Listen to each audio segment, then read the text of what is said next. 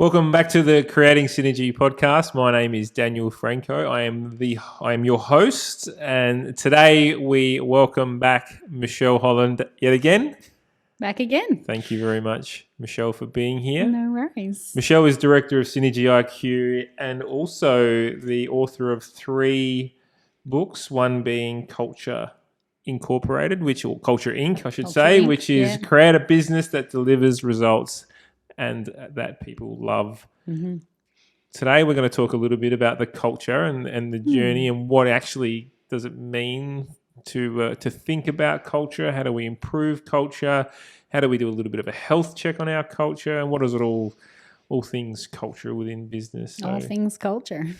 So I think we'll start off with the burning question. What is your definition of culture within an organisation? I think that's a good way of asking it, actually, is what's my definition, because there are a number of different definitions of culture. And I guess let's take us just a step back. So culture is actually an anthropological approach, methodology, right? So we look at culture from society point of view. We now have broken that into business culture as well. So, there's an author called Michael Henderson, and he actually calls himself a corporate anthropologist, which I just love that. That's what I want to be as well, a corporate anthropologist. And one of the quotes that I just love from him is that he says, people often ask me if culture is the new thing in business, and his response is no, business is the new thing in culture.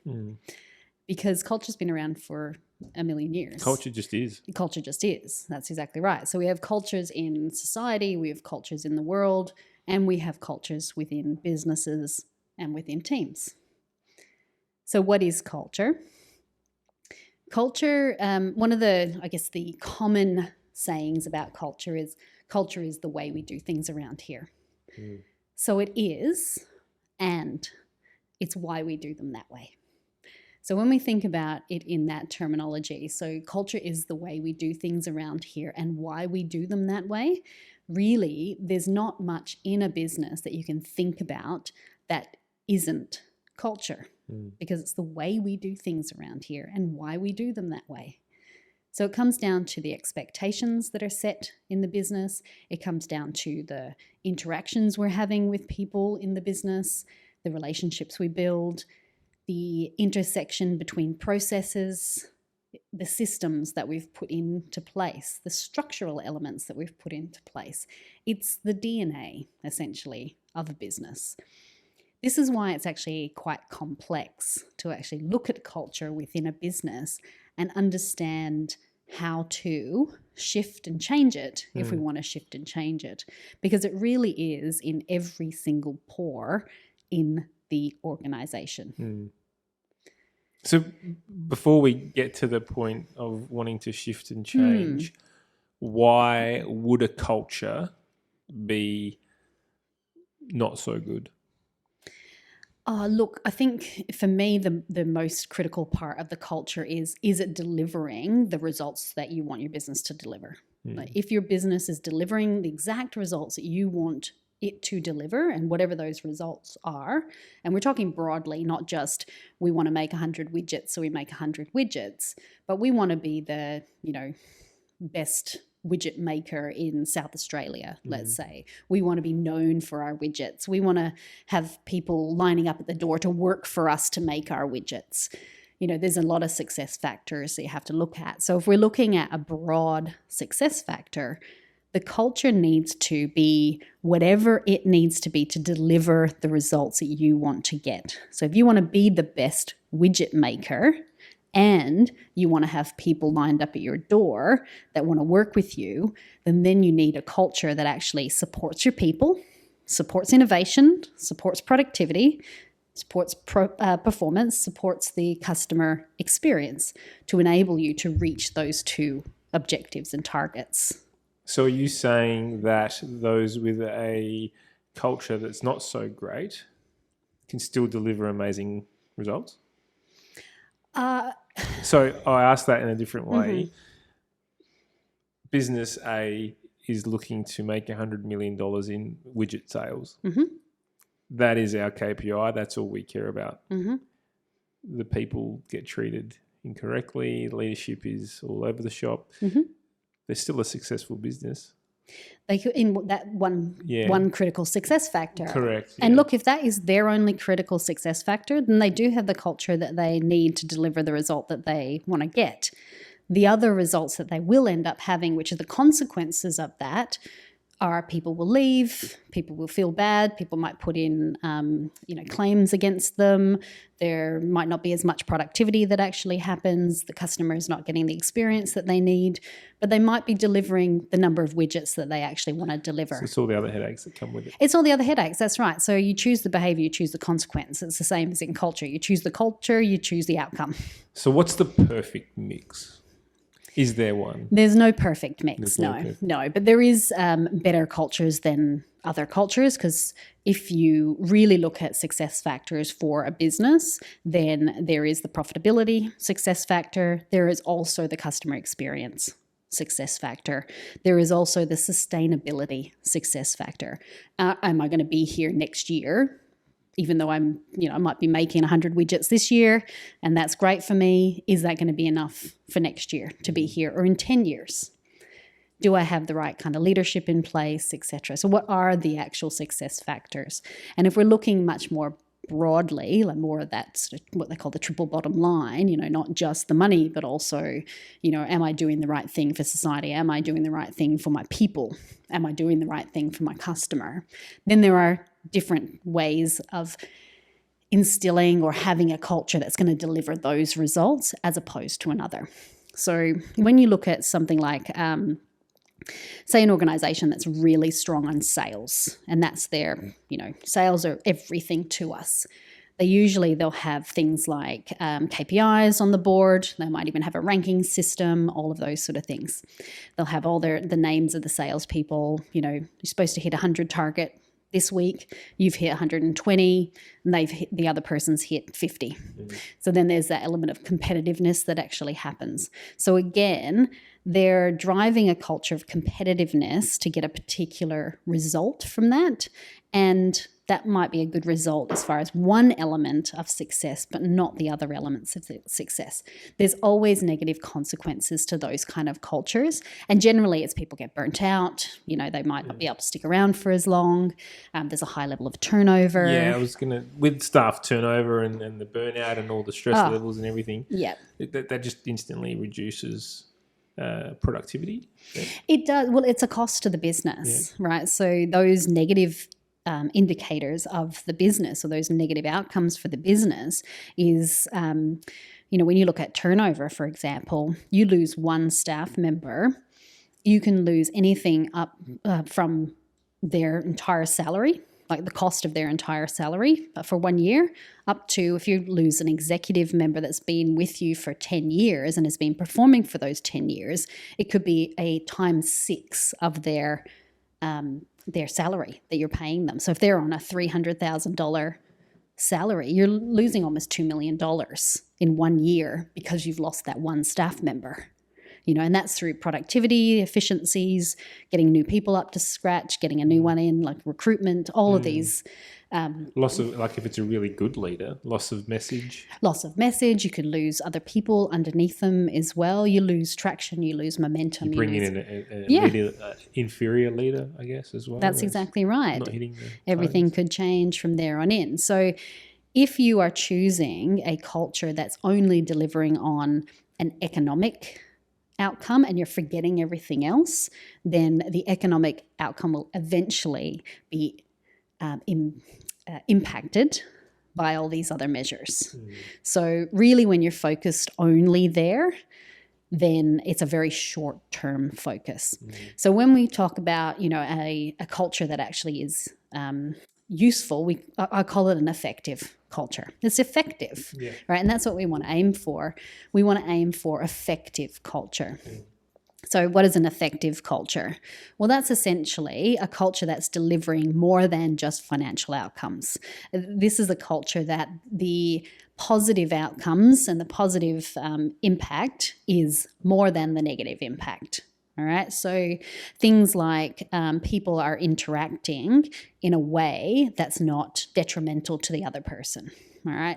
So it could be that, when we're engaging in learning, learning is something that's encouraged within effective outcomes. And learning means that I need to get feedback on my performance.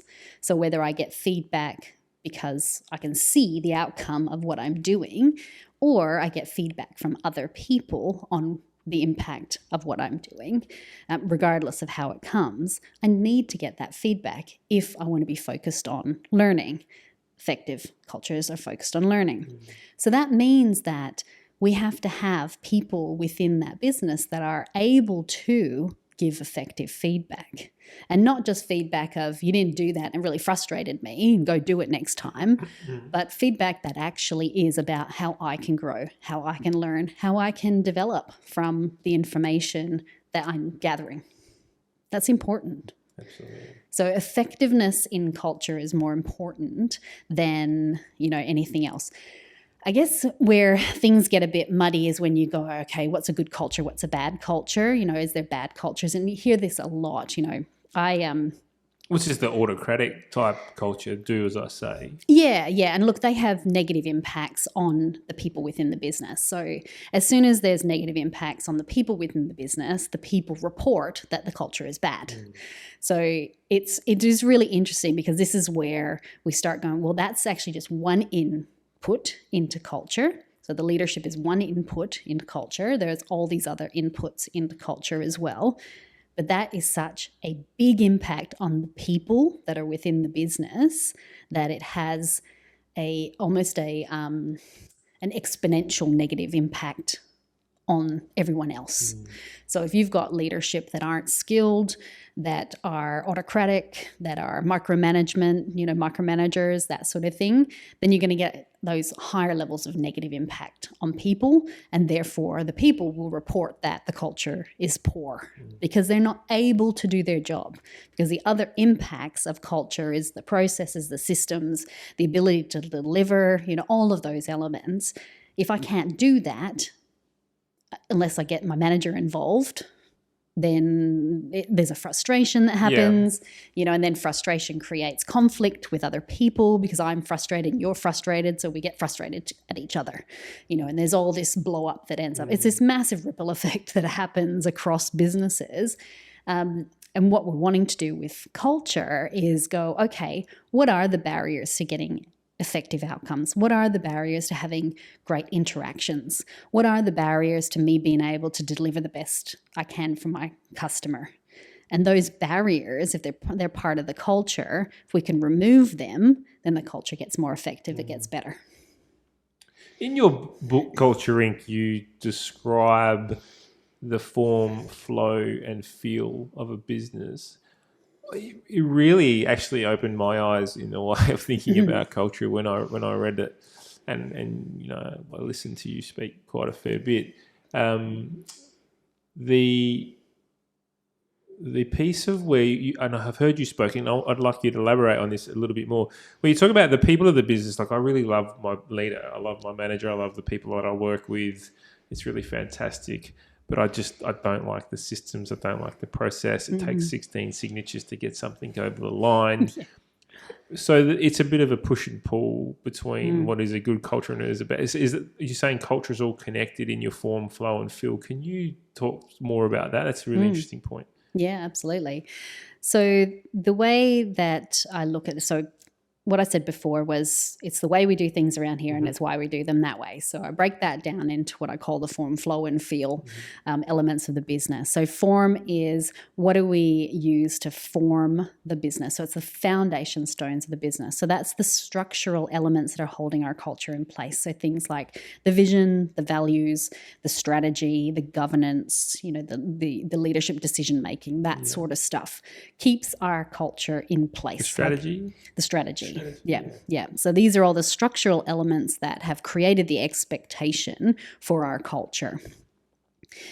Then we've got the flow. So that's the way the work flows through the business, essentially. So it's, okay, we've got the structural elements of the strategy.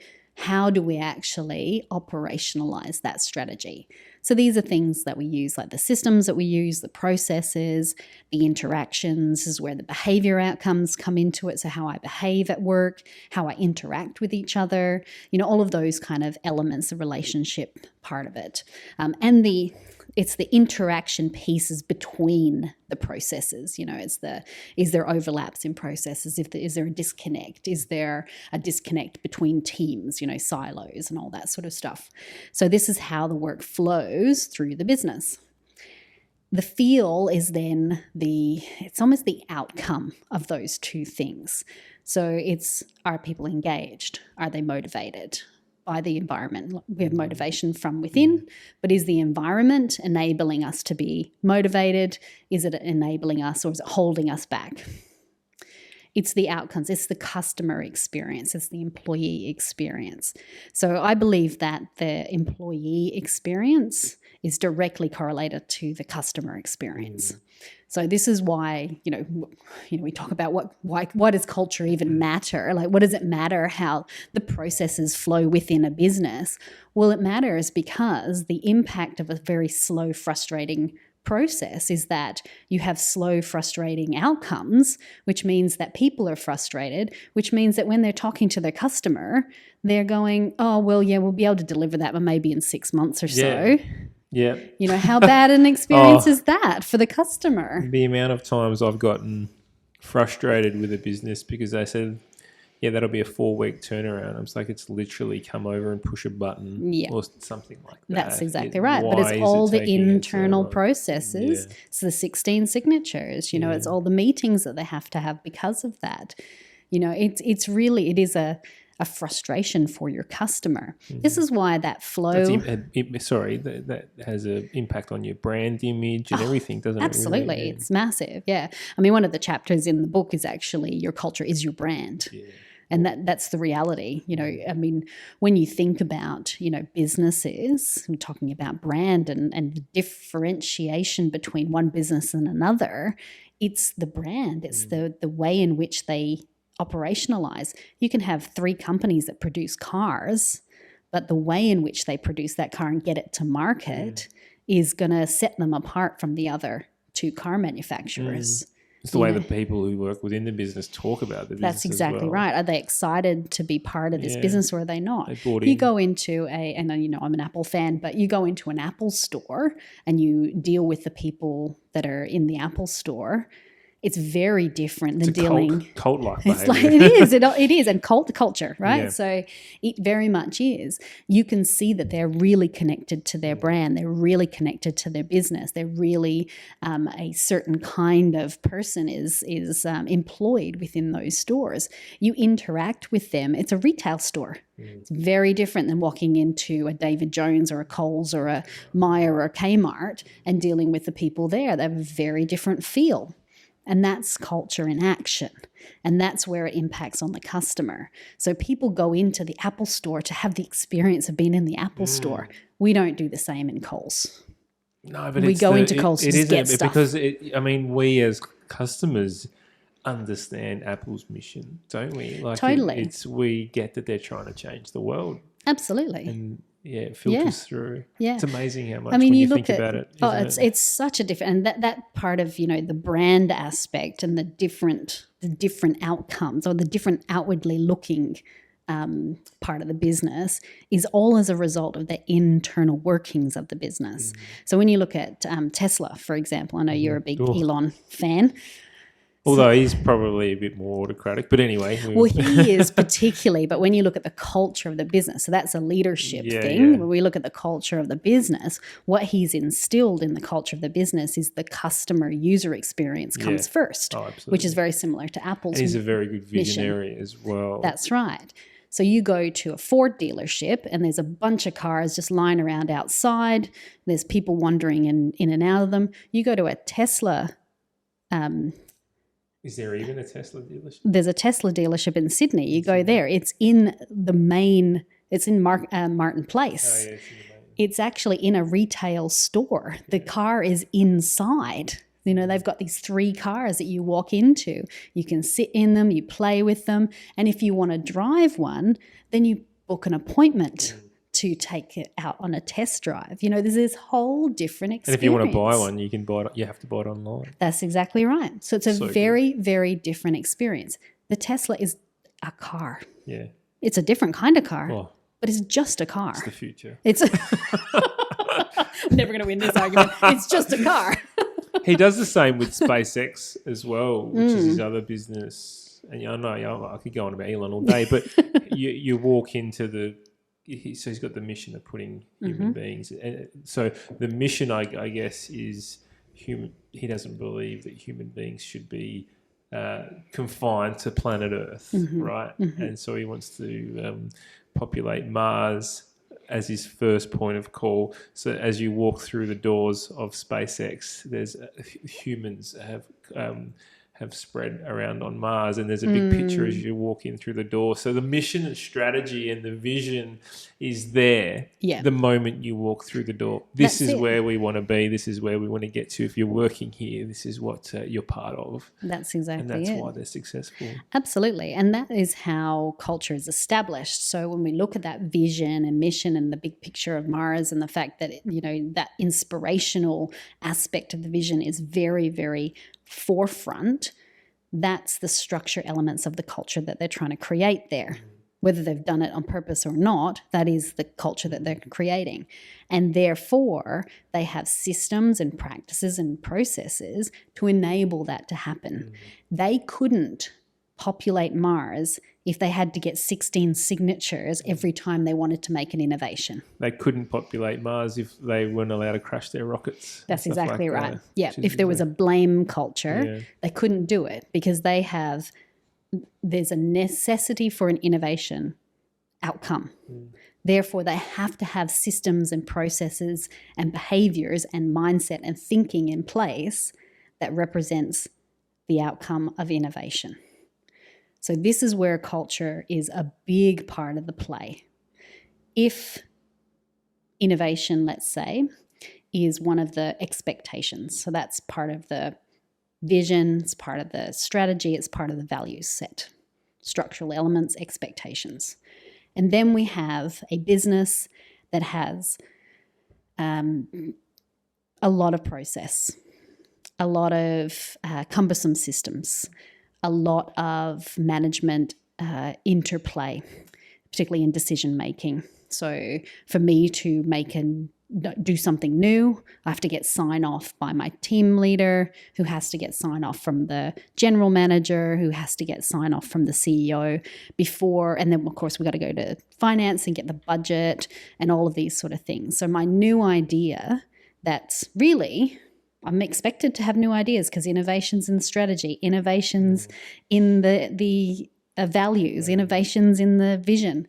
And yet the way in which I'm working, so how I work here, doesn't support that, then your culture is going to unravel. So this is where the three things need to play, right? So we need to have innovation in the expectations, the form. We need to have our systems that are set up so that we can operationalize and be innovative. So it's almost like setting it up.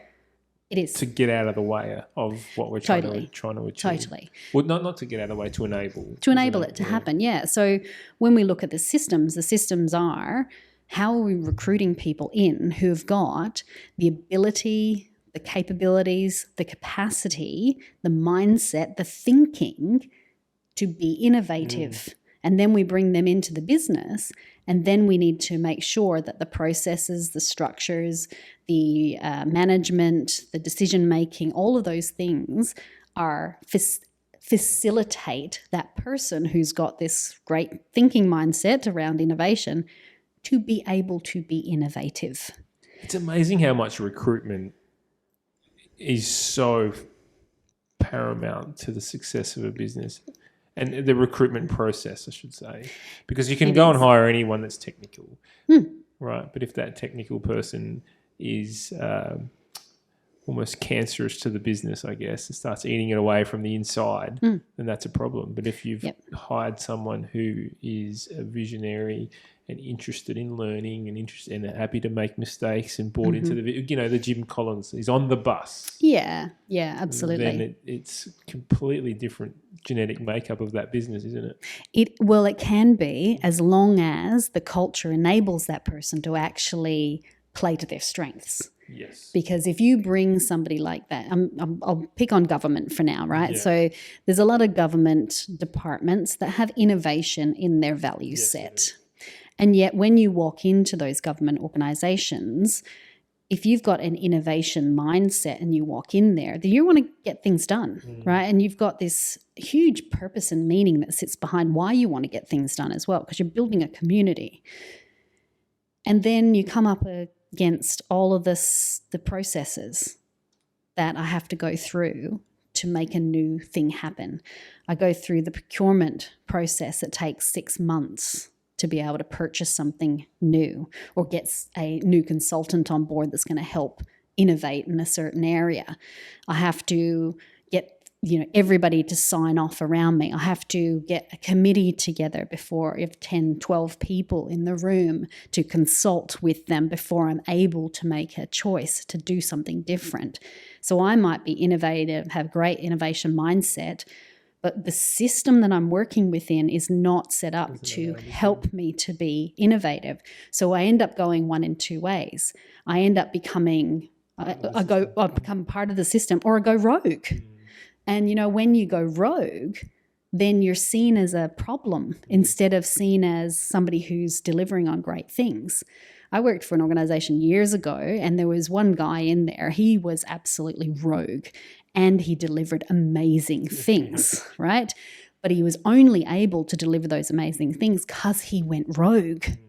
And it was a real contrast, and people were like, oh, the stuff that he's done is amazing. They couldn't stand him, though, because he kept going rogue. Yeah. He didn't follow the processes. It's like, well, if he followed the processes, you wouldn't have got that outcome. Is there a third option there, though? The third option is leave. They leave, these people. Well, I guess the third option is leave, and probably the fourth option is they eventually get a faction together to enable the change to happen. So if that new person is far enough up the tree to have the influence that they need to have, and they can make a change, then they'll make a change. Well, I think the leaving one's important for me. It stands out because you hire in these great people. And it's the old Steve Jobs quote, isn't it? You don't hire in great people and tell them what to do. Yeah, that's right. You get them to tell you what to do. Hire people who are better than you. Absolutely. Yeah. So if you're hiring in these people and they are feeling stifled in their role, you've spent all that time and effort, and you talk about money and turnover from just the recruitment process and loss of people and whatnot,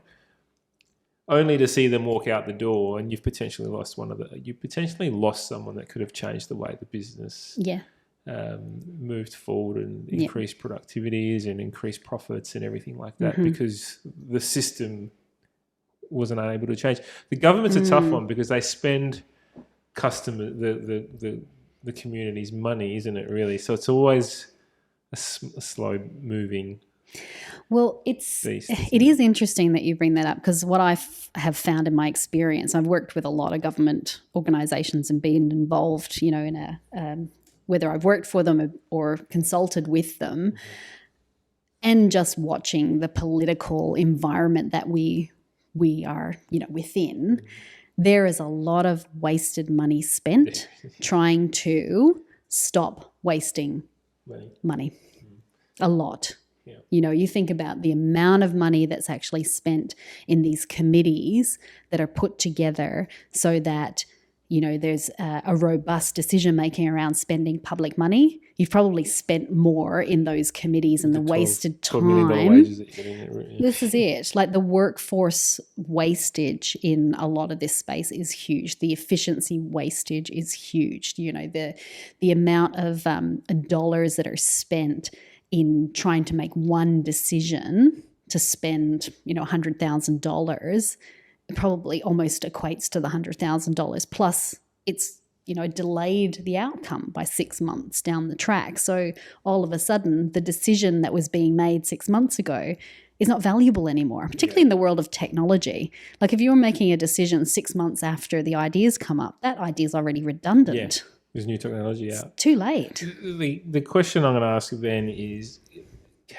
the importance of the public community understanding the business, the government corporation's vision, right? Would it allow the government to take more risk if they were transparent and said, this is what we're trying to achieve? Yeah. Look, or you're always going to get the people that are going to tear it down. It is a very complex, wicked problem, Yeah. right? So there's no one... If you go down a rabbit hole. Yes, that's right. So this is what you would call an adaptive complex change or adaptive challenge, because there are so many moving parts in it. There is one element of the government. We elect the government to perform on our behalf. So therefore, there has to be an element of leadership in that. Mm-hmm. And sometimes leadership means delivering what we didn't know we needed, and convincing us and influencing us that it is actually what's right for us. This goes back to the Henry Ford quote. If I asked people what they wanted, they would have told me faster horses. Yeah. But I provided them with a motor car. Yeah. It was a very different outcome. So there is an element of a lack of leadership in that. We hire them to act on our behalf and in our best interests. There's the 4-year survival mentality of politicians. Mm-hmm. So if I'm going to get hired again, and it's hired, right, because it's a job, I'm getting paid good money to be in this job. So what can I achieve for 4 years? It's crazy, isn't it? What can I achieve that's actually going to get me hired next time round? So it's very short-term thinking. And whereas to be a really good political leader, you need to have a very long-term thinking. Mm. To do the right thing for the country, I have to be thinking 20 years into the future and what's going to be right for 20 years in the future or 50 years in the future. But that ain't going to get me elected next time. That's right. So this is a very complex. Well, we're seeing what's going on with the Australian government at the moment with COVID, right? And so there's this big promotion. We're saving you $129 on your water bill. My first way of thinking, and having previously worked in the utility, my first thinking was, okay, you're going to save us, each person in the public, $129 on their water bill per year. What are we actually now not delivering? Mm-hmm. What are we stopping? What future are we holding back? Absolutely. And so... so that's the short-term thinking coming out. It is very short-term thinking, but that gets politicians elected again. Mm. And look, if you take this then, because that's a culture, right? So the culture that we have is that, one, we don't trust politicians to do the right thing. So therefore there's a expectation that politicians will be completely visual on everything that they're doing. So there's this two-way street that's going. We don't trust you, so you have to prove your worth to us. So they're constantly trying to prove their worth to us, which means that they have to do short-term thinking. So there's this, it's almost like a hamster wheel. Yeah. So if you think about that in the context of an organization, it's the same thing. If I, as a staff member, don't trust the managers are going to be doing the right thing for me, I'm constantly going to be watching them. If the managers constantly feel watched, then they might not make the decisions and changes that need to be made because they're being watched and they think that they're going to upset somebody. So there's this hamster wheel that ends up happening. Mm. And this is where culture is so difficult to shift, because it does permeate into everything that we do and every decision that we make. So if we're in an environment, let's say, that isn't collaborative, that is a blame, there's a lot of blame and shame that actually happens within the business. And, when we say blame and shame as well, that stuff isn't the overt, scary stuff that we see on the news. Blame and shame happens in most organizations that we walk into. We see it all the time, even if it's just the perception of blame and shame. I don't know how many conversations I've had with people going, oh, no, I can't do that because I'm going to get into trouble. And, okay, what's the fear? I'll say to them, oh, well, I might lose my job. I said, okay, so how many people have been terminated in this workplace because of that particular thing? Oh, I think there was a guy 15 years ago. that was terminated because of that. I'm like, 15 years ago is a long time. You know, I worked for a CEO who had a reputation, like he was like one of these, he had this scary reputation for being a bit of a, excuse the French, a bastard, right? And I worked with him, and he was a very innovative thinker, and he was very fast moving, and absolutely he would hold you accountable, and he'd kick your ass if you didn't get the right thing happening, but he would also celebrate when you did. But there was this real fear in the organization about, he's going to get rid of us or whatever. And I would say to them, how many people in the last 10 years do you think he's terminated because of what you're talking about? It was a big fat zero. A big fat zero. So I said, that's the worst case scenario for you in an organization. What's the best case scenario? That's exactly right. Yeah, but there was this fear because of the blame and shame, because the blame and shame tends to be a little bit more underhanded. So, we're in those kind of environments, it's hard to make change, because when we want to make a change, so we talk about culture shift now. So we need to shift around how we're doing the work, all right? So say the why we're doing the work, the expectation is we want to be innovative. Mm-hmm. How we're doing the work is, we're not able to do that because of all the systems and practices. Therefore, the outcome is I feel like I'm not able to be innovative here because I'll get blamed if I try something, or the processes don't let me, or I'm going to get the no straight away. So that's how I'm feeling. So I then go, well, we need to make a change with that. So do we make a change in the expectations? What we could do, and just take away innovation, and then the system flows a little bit more, right? It's like, okay, no, innovation wasn't what we actually wanted. Or we go, yes, innovation is definitely what we want. How do we need to change the systems and practices.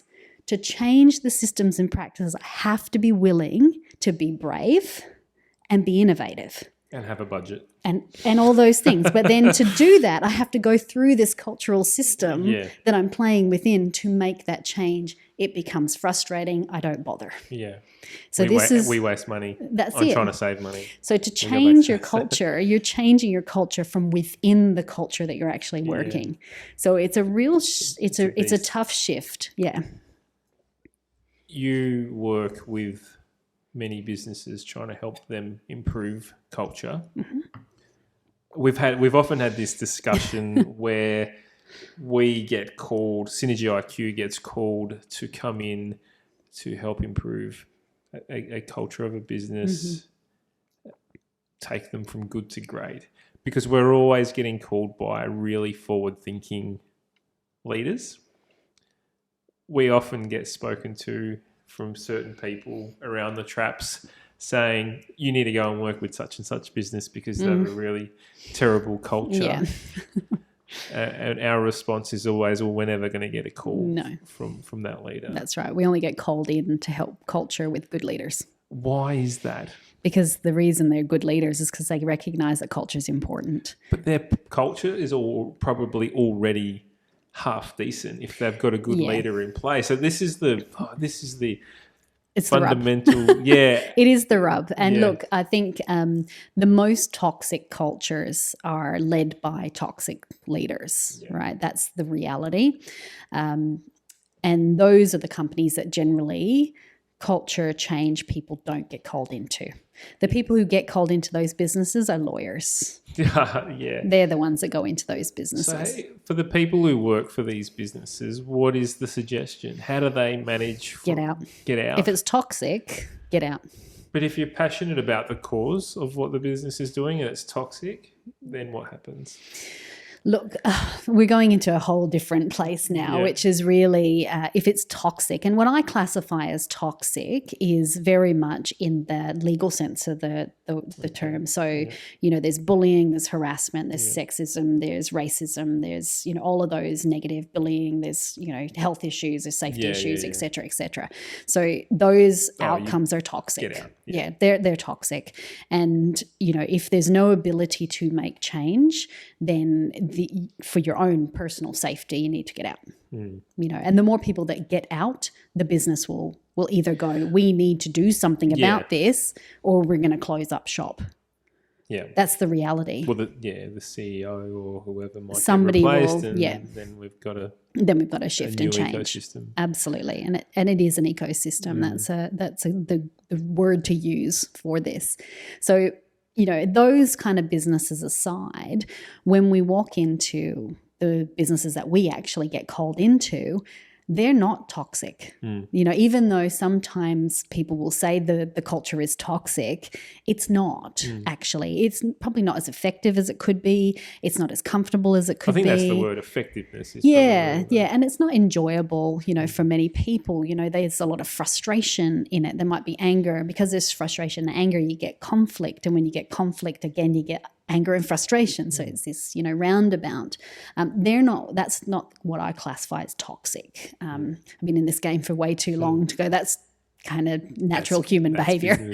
Yeah, it is. And it's just, that is actually where there's a lack of leadership, there's a lack of management, there's a lack of capability, there's a lack of trust, there's a lack of looking at systems in the way that actually are they supporting or stopping us from being able to do our job. There's an apathy sometimes. Yep. So that's what I think one of the most dangerous things in cultures and organizations is apathy. It was years ago, I was sitting, this is when I was quite new into the HR space, and I remember sitting in this big HR department in a big organization. I was an employee at the time, and they'd already gone through maybe 2 or 3 shifts and change in this HR space. Was it going to be devolved out to the managers? Is it going to be centralized? Back and forth. So they brought in this consultant to come in to, look at the whole structure and did a structural review. And I remember the HR director at the time standing there with this consultant, and they were talking about the changes that were being made and what was coming next and all of this sort of stuff. And there was silence. There was not one question from anybody in that room. It was complete silence. And the 2 people standing there went, oh, well, it seems to be that everybody understands what's going on, so we might as well, we'll wrap up this meeting and we'll move on. And I was sitting there as a junior HR person going, oh my God, there is nothing worse than silence. Because absolutely, if there's silence in all of those conversations, people have given up. Yeah. They just don't care anymore. Do what you like, I don't care. They're planning what's on their resume. They're thinking about when they're going to be able to apply for the next job. Worrying. They're going out, or they're just turning up presenteeism. And, they just turn up, do whatever they need to, collect their paycheck and go. This is just another change. Death to organization, that is silence. So that, if you talk about toxic, that's almost, one of the more toxic thing is apathy. But really good leaders tend to bring us in, because what they actually do is they recognize that the business isn't as efficient as it could be. They recognize that there is maybe a transformation that they need to make. Maybe that the management of certain areas isn't working as well as it could. There might be conflict that they see happening somewhere. It might be that there is, an area within the business that doesn't seem to be delivering what they need to be delivering. There's conversation about silos, like teams aren't working together, all this sort of stuff. It doesn't mean nothing's happening in the business. There's still lots that's going on. Most government organizations and, all of those private companies and whatnot, even if they don't have the most effective or efficient culture or outcomes, they're still delivering stuff. Yeah, absolutely. People are still busy all day long. This is why you say the good to great model, isn't it? Because it's a good to great. What they're doing is already good. It's good. It's just about getting them to great, isn't it? Yeah. I mean, the interesting thing I find, and this is a Jim Collins quote, is good is the enemy of great. And I think that's what I see more often than toxicity. Toxicity is one of those things where you go, all right, I can see the termites. If I can see the termites in that wood, that entire wood is rotten, right? So if I can see the termites, we're in trouble. So that's toxic, yeah? we're in big trouble here. There's a lot of change that needs to happen.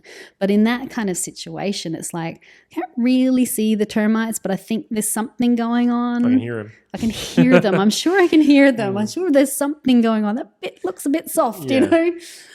So it's really about understanding where that actually is, where the I guess critical pain points are, and the real pain points, not the perceived ones. So I'm a CEO of a business, new CEO. I've done my 100 days, and I've realised my first 100 days, and I've realised that the business isn't where it needs to be, and I want to take it on a journey. Where do I start? So I guess that's the savvy CEO that recognizes that culture is part of this process as well. It's part of it. They sometimes recognize that there's, it's the people side of culture that they recognize because of those, underlying kind of issues that might be bubbling to the surface. So they hear this stuff, but they haven't quite seen it yet. Where they start is having a really clear understanding of where they want to go.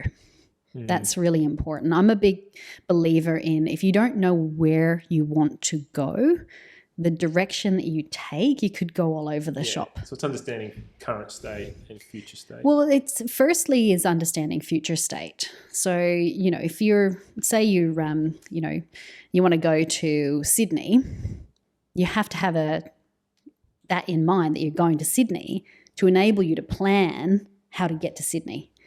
If you don't know if you're going to go to Sydney, Melbourne or Brisbane, then you just kind of head east. Yeah, you don't say my current state's here in Adelaide. Yeah, my current state's in Adelaide and I'm going to head east, but I'm not quite sure where I'm going to end up. And it's like, oh, I've ended up in Melbourne. It's the old mystery flight. Yeah, well, this is it. Yes, that's right. Yeah. Back in the 90s, wasn't it? The mystery flight. Yeah, fun. And that could be a way of getting somewhere. If you actually don't know where you want to go, then you end up somewhere.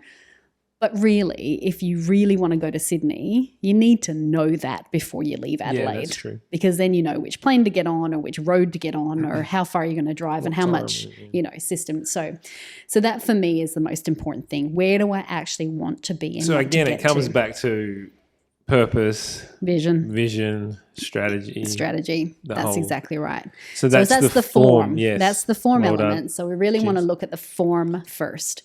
So we look at what's the vision, what are the values that support the vision, what's the strategy that supports the vision and where we're actually going to, and then what's the governance around that and how do we actually make decisions around that. Yep. And then from there as well, there's the structural elements. So there might be an organizational structure, a team design structure or design structure that needs to be understood also to enable then the flow to actually happen, because that will be, but too many organizations start with organizational structure review and think that's going to solve their problems. It doesn't. That's just an outcome. Getting the strategy right. Getting the strategy right, getting the objectives right, getting the vision and mission right, getting all the expectations. So, in that state, so values are about setting the expectations of behavior. That's really what it is. So it's not enough to go, we're going to be, innovative is our value.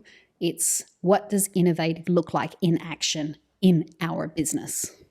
And if innovation looks like we just want to chip away and make, continuous improvement activities, probably have continuous improvement instead of innovation. Yeah. But at least it's described. So it's not like, oh, okay, somebody from Facebook comes in and goes, woohoo, innovation, great, I'm going to go innovate. And off they go. And then they get stymied, halfway through because it's actually, no, it's just continuous improvement that we want. So being able to really operationalize those values into behaviors, that's the expectation setting. Expectation setting. I remember you saying once about even just when you are thinking or analyzing the values of a business, when you use the wording we value in front of the actual words, then that's when it actually becomes. So we value innovation. We value safety, I guess, is another one. We value the safety of our people. Yeah, absolutely. It is fundamental because there's so much like honesty and truth and these respect and all these things. They should just be, shouldn't you just respect people? They're what I would call the vanilla, what I call them the vanilla values or the Google set values, Yeah, so those kind of baseline human values, we can have that expectation, that trust, respect, integrity, honesty. Yeah. Those are just baseline human values, and we want those baseline human values in our people. Yeah. We don't have to have them in our values, company values set to expect them in our people. Well, it should be an expectation. I think if you are working for this business, it is expected that you respect your peers.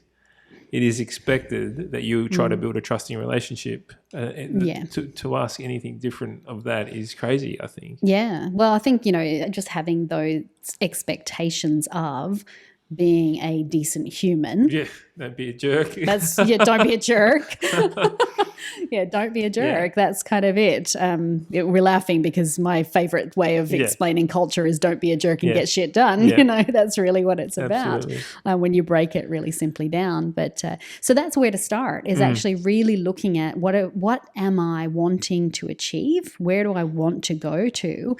And what are the expectations that I'm going to set for my business? What am I going to set? Where am I going to? And it doesn't just have to be a CEO, does it? It could be CIO, CFO, COO. It could be a manager of a team or project. Yep. It's about getting the right culture on a specific project that you're delivering, or if you're looking at a digital transformation program.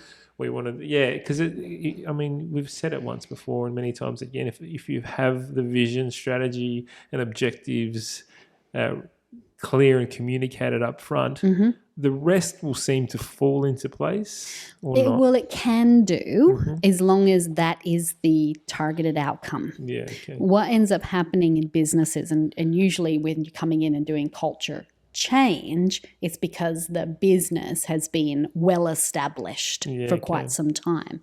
So it might be that the expectations were put into place, 20 years ago, and the expectation was that we will behave in a certain way, an innovative way or a collaborative way or whatever.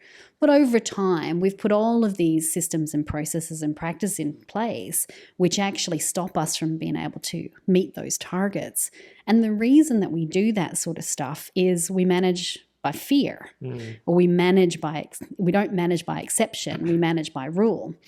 So, for example, someone's stolen money out the till, that one person stole money out the till. Therefore, instead of saying, don't steal money out the till and you need to now leave the business, we say, I'm going to write a process and a policy that stealing money out the till is wrong.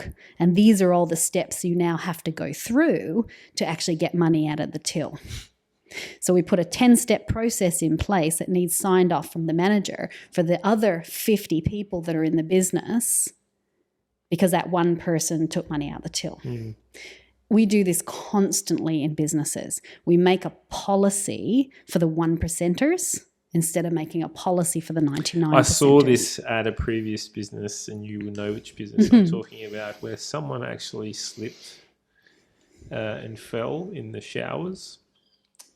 And there was a communal, there was change rooms and stuff. And fell in the showers, and so they banned showering at work. Yeah. And you just think to yourself, that's one incident in the 2,000 or 3,000 people that go to work every single day. You're going to have the odd accident. It could have been as simple as just put non-slip stuff on the floor. Absolutely. But instead went down the track of, we're just going to ban showers. You're going to ban it completely. Yeah, so it was an interesting call. Yes. And it wasn't well received. Yes. Yeah, and it's constant. This happens in businesses all the time, that we policy for the 1% rather than 99%, which means that we now have a layer cake of policies and procedures and systems that we have to actually get through to just do our job. Yeah. There's so many people's jobs out there that are just managing process. Yeah, that's their whole job, 40 hours a week, $100,000 a year maybe, just managing a process. Yeah. Because that process is in place because we think that we need it to stop people from doing what we don't feel like we can trust them to do. It's crazy. Yep. It's just crazy. So, these are the things that stop us from enabling those expectations to happen. So the expectations are first step. The next step is current state. And current state needs to look at not only what the people are feeling about the business, but how we're actually producing the outcomes for the business. And that's much more important. I find more often than not, the true culture issues are in that flow area, not in the feel area, not in the form area. Yeah. It's I've now layer caked these processes so that nothing can actually happen. Therefore, I'm frustrated. I'm frustrated because I can't get, anything done. The procurement team's stopping me from getting my job done. Well, the procurement team are utilizing that layer cake of processes that have been put in place from people previously. Is it also the connection that there is no real line of sight in the flow area, like the process area, to the actual strategy? Yes. So we're just doing work for the sake of doing Absolutely. work. There's no connection to the greater good. Yeah. 100%. Yeah. So it's about cleaning that area up. It's cleaning that up. Yes, absolutely. And this is the challenge for culture shift, because when we start looking at what actually needs to change, because it's not just that, it's the decisions of the leader. So the leader is going to have to say, all right, I'm going to get rid of 3 out of the 10 processes, because actually those 3 processes are holding us back from enabling what we're doing. But to do that, they then have to increase the trust that they have, be able to let go of their control maybe over the situation. They have to change their own behavior, their own mindset around it to enable that decision to actually happen. So there's an individual shift that needs to happen to enable the culture shift to happen as well. And this is where the interplay between capability, leadership, and behaviors is so important in shifting all of this change. We know that to shift a culture, you have to change the systems and processes and structure. And we know that the systems, processes and practices won't shift unless the behavior and leadership capabilities shift. So this is where it all interplays. And that's why when, I quite often joke that culture is like an octopus with, 10 heads and 80 legs, right? So that's kind of what it's like, because it intermingles with everything. Single thing. And when you start unpicking one bit, you can see another bit start to unravel. Yeah. And then you can see somebody else shutting down shop because they're like, oh, you're trying to change my stuff and that's really impacting on me and that's my status. It's the and ecosystem. That's totally. That you go back Absolutely. And you take away the bugs, and then all of a sudden the worms and the birds don't eat, and then that's exactly the pollen, the bees and all whatever. So I'm very interested in understanding, like a CEO, a leader of a business. Let's not talk CEOs. A leader of the business comes to you and says, Michelle, the culture of the business, I'm really interested in how we can improve. Yeah. What is the services that you offer? Can you go in there and do like a health check? Do you go in there and just completely do a whole brand spanking transformation? Like what does that look like? Yeah.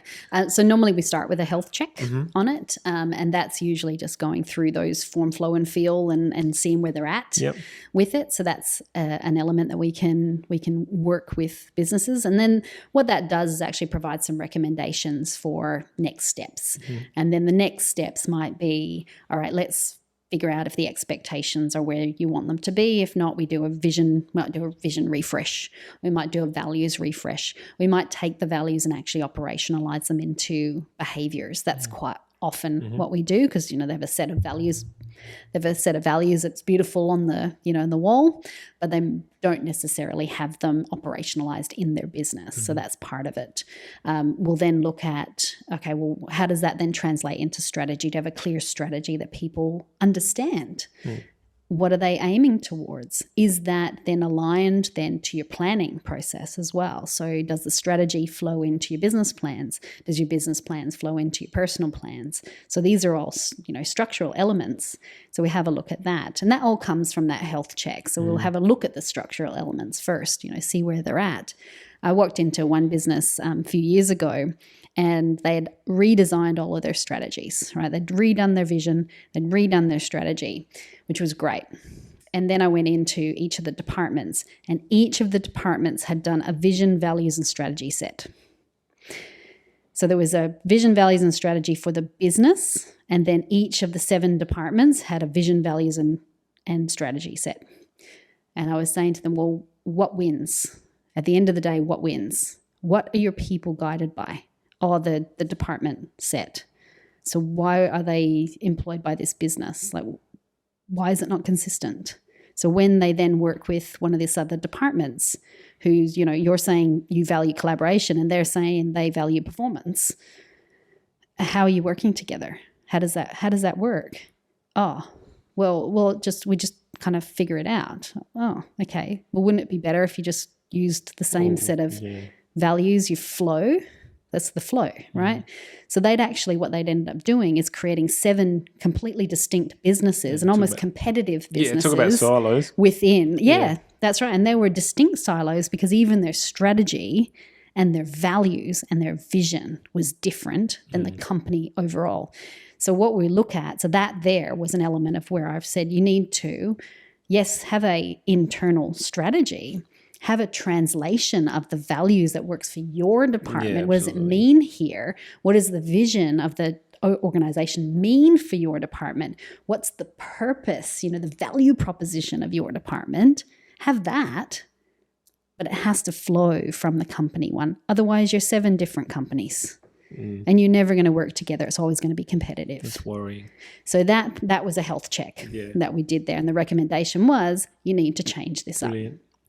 So the health check then turns into a larger program or a smaller Generally, program? yeah, it does sometimes. I mean, sometimes we go into a business and that's all they want and they want to take it from there and that's up to them to do that.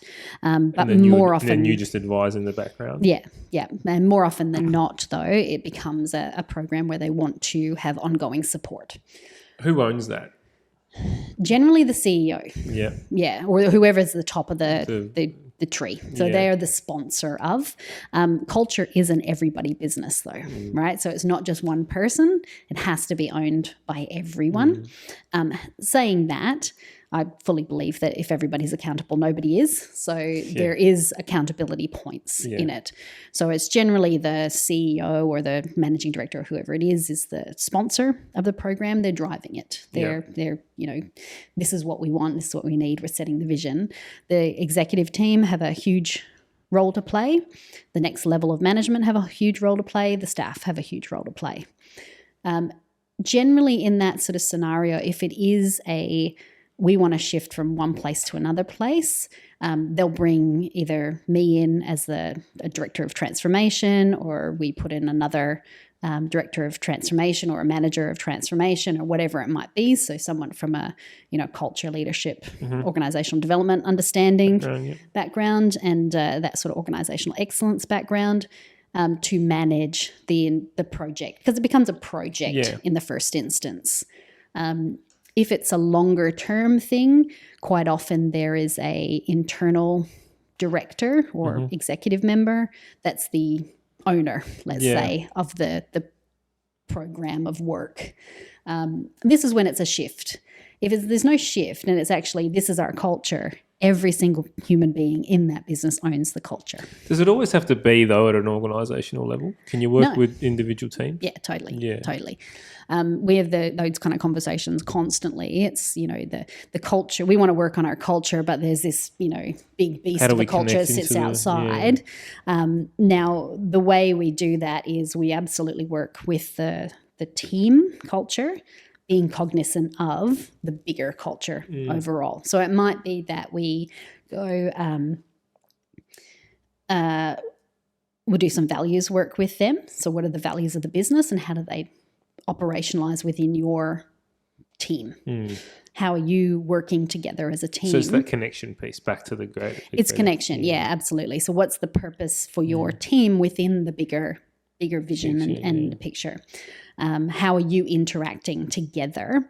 And then how do you interact with the broader group? Because the reality is that external culture absolutely has an impact on the team culture.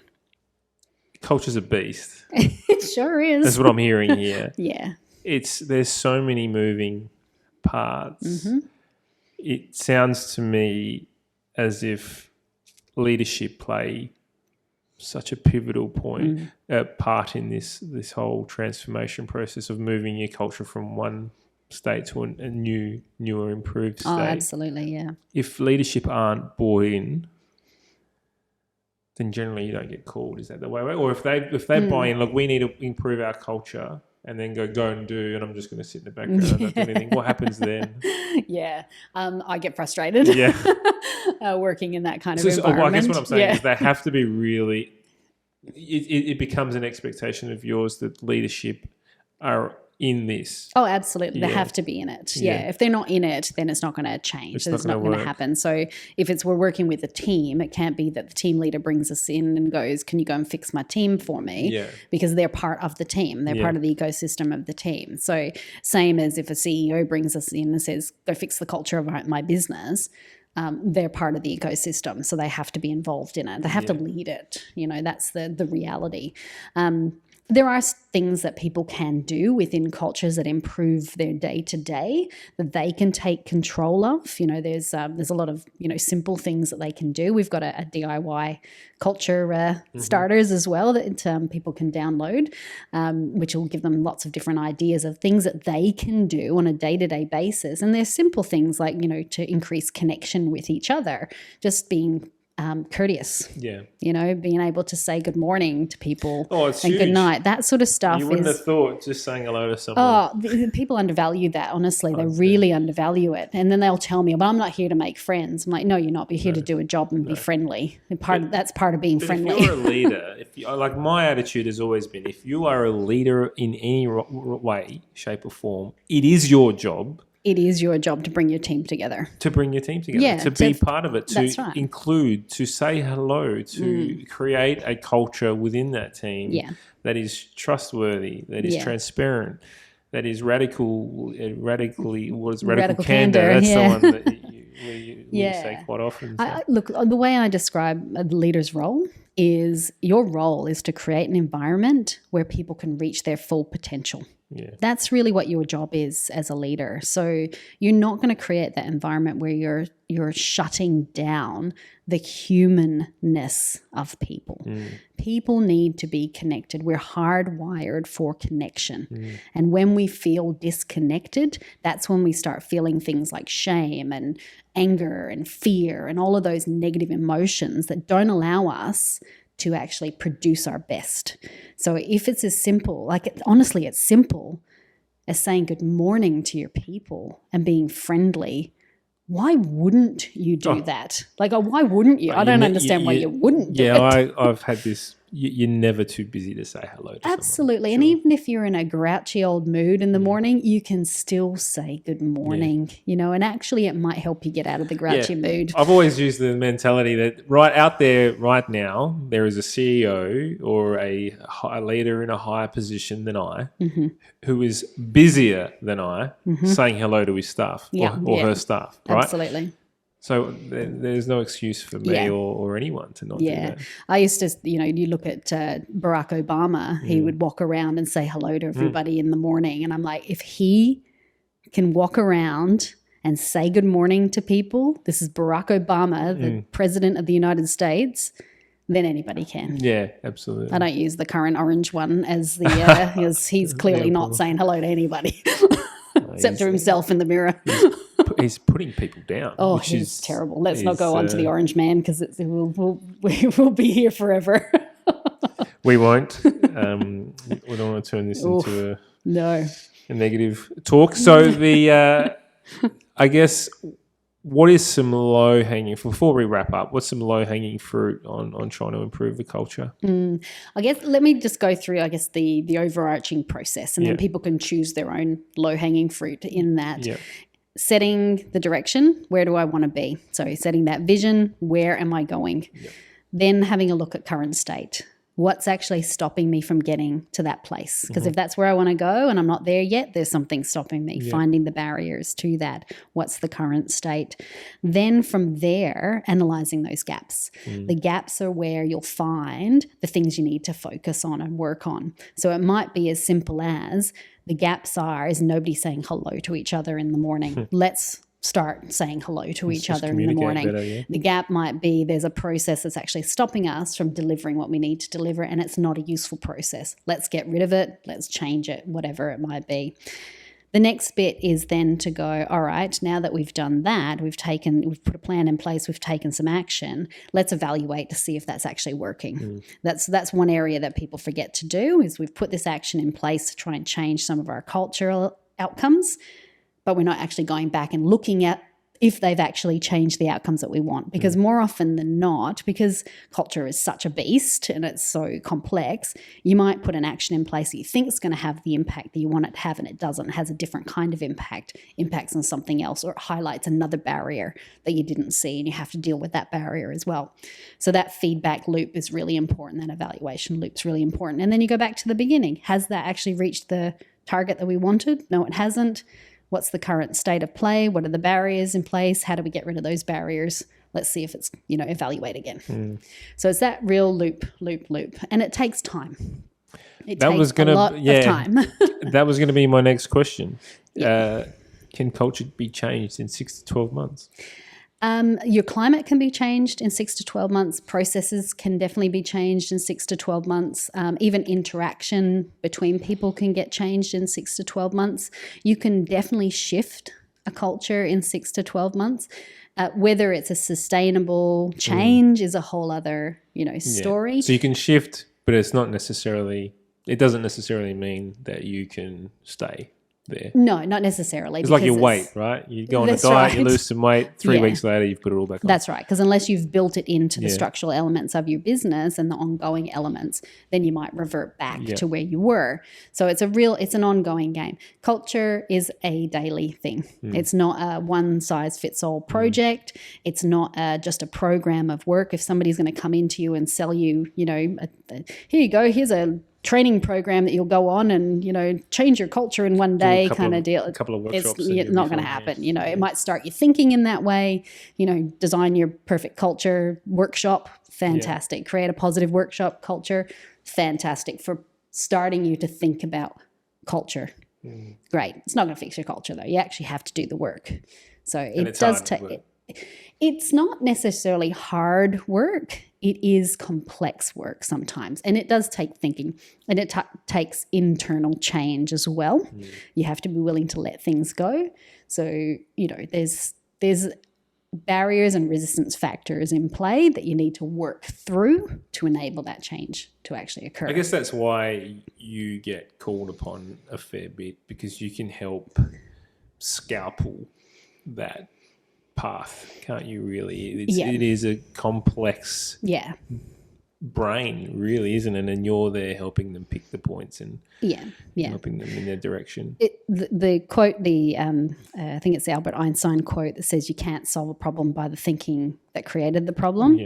That's where bringing somebody in who's external to your business, having that clean, fresh eyes and different kind of thinking will enable you to make shifts and changes, because my role... And it's the hard truths that come out of that. Yeah, my role is essentially to challenge and to ask the questions that haven't really been asked, and it's to challenge the norms and the status quo. It's the things that... So it's uncomfortable, and I'm not liked sometimes. But I think it's so simple. I mean, how many times has something just been staring at you in the face, and you've all looked at it and not seen it? Someone external comes along and goes, hang on, what's that about? Yeah. If you move that box from there to there, it'll actually make a difference. You go, for crying out loud, I paid all this money for that. But the productivity that comes out of it is huge. Yeah, well, that's right. And I mean, you obviously you bring in a consultant, you pay for their expertise, not to move the box. Yeah. It's the expertise to know that you have to move the box. It's not just culture, it goes with anything. Absolutely. You look at